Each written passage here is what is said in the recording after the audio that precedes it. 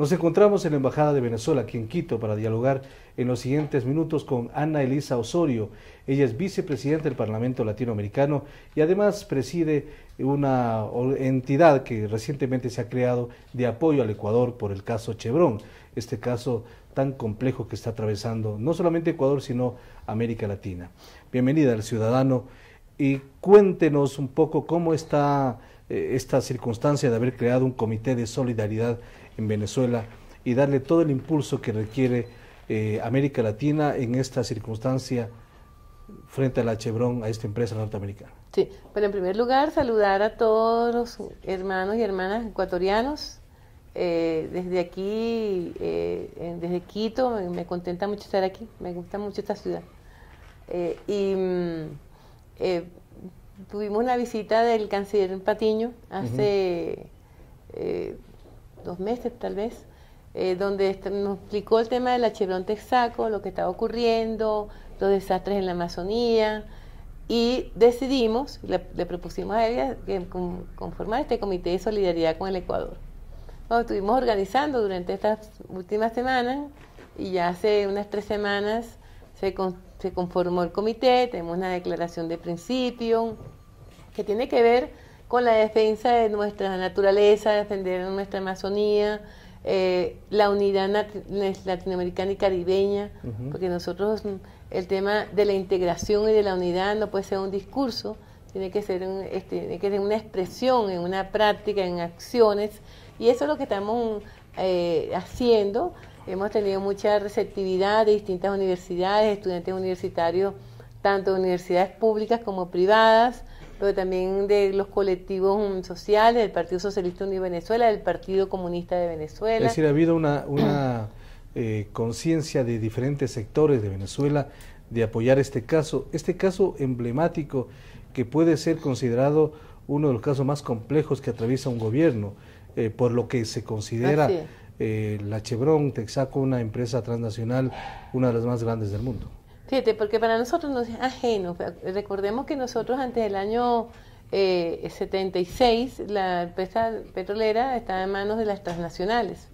Se hizo una nacionalización que nosotros le decimos en nuestro argot chucuta, porque si bien se salieron las transnacionales, dejaron el lastre de los pasivos ambientales que aún muchos de ellos se permanecen. Se mantienen. Por ejemplo, el lago de Maracaibo, un lago absolutamente contaminado por la empresa petrolera del pasado, y el Estado Nacional en ese momento indemnizó a las transnacionales.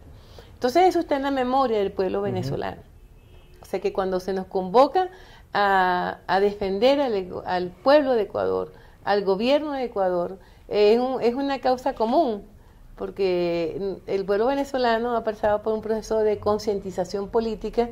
En estos 14 años nosotros tuvimos un extraordinario maestro, nuestro comandante Hugo Chávez Frías, que nos daba lecciones de política y de historia permanentemente, y nos educó o nos reeducó en tema de la integración.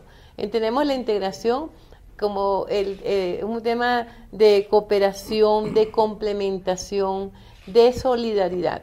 Ahora, este comité de solidaridad en favor del Ecuador por el caso de Chevron Texaco, ¿qué implicaciones tiene? ¿Qué organización tiene?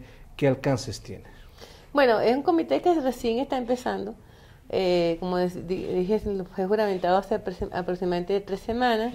Hemos hecho algunas actividades, foros, estamos preparando conferencias, pero tuvimos una escalada de montaña en el Guaraíra Repano, el cerro de Caracas, con un grupo de montañistas políticos, se llama la Cúspide del Alba, que por cierto subieron al Cotopaxi aquí en Ecuador, y ellos hicieron esta acción. Se sumaron como 60 personas a subir un recorrido de 14 kilómetros, o sea que tenía incluso... Es representativo. Sí, importante. Ellos utilizaron la bandera de Venezuela y Ecuador en el pico occidental, que es más alto, y tratamos de que hubiera una reseña amplia, mediática, incluso creo que aquí en el Diario El Comercio salió reseñada.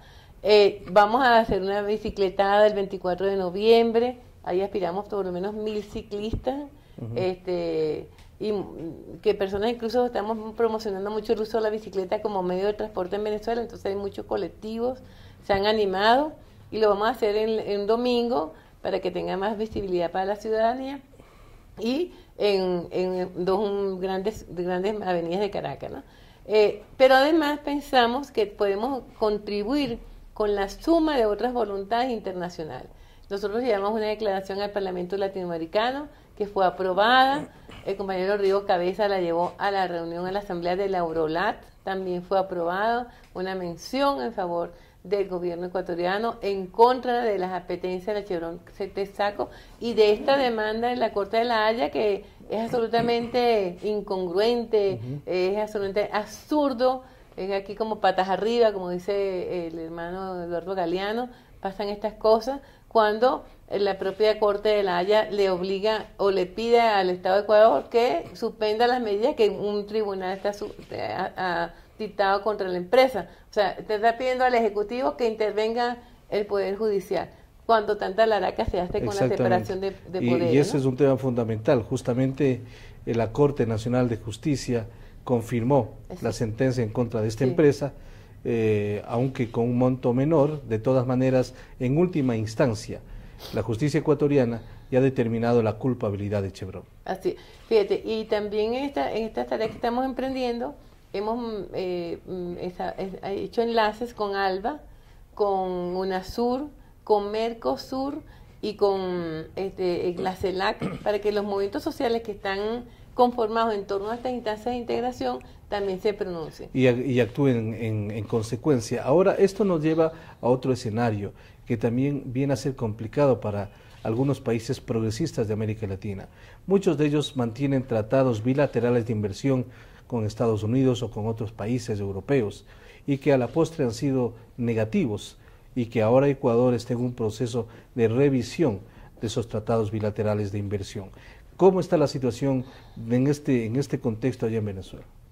Bueno, nosotros realmente no tenemos los tratados bilaterales con los Estados Unidos. Nosotros mantenemos alguna relación con el Banco Central, con el Banco Mundial, pero prácticamente no tenemos deuda, ni con el BID tampoco, de manera que en este sentido no tenemos ese chantaje, digamos.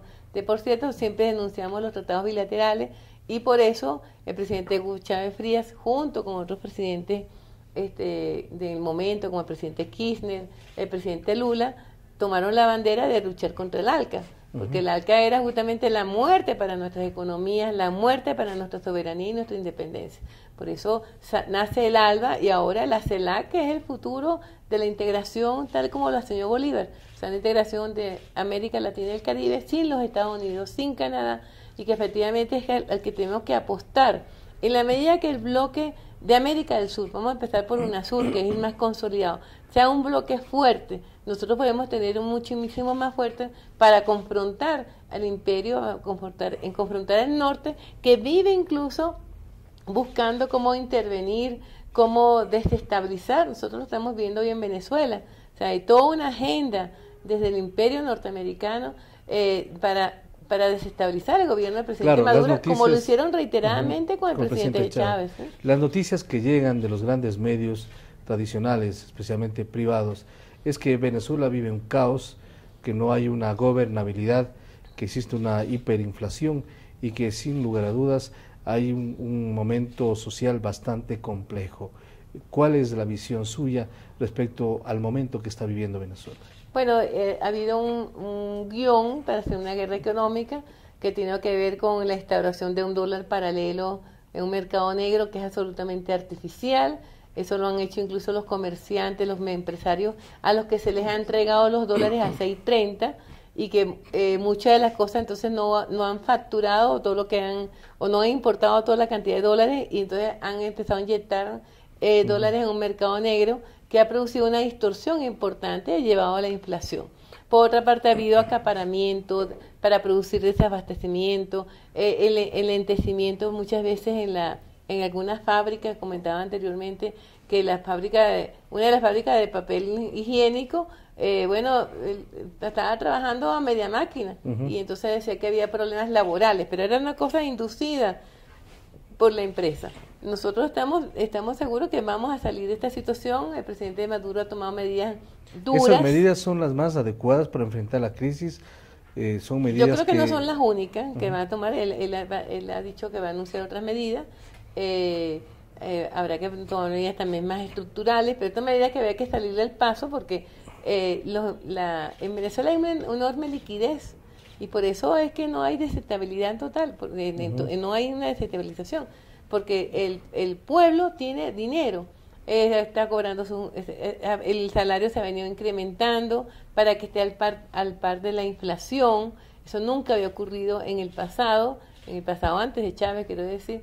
Fue una política de nuestro gobierno que la inflación no supere al incremento del salario mínimo.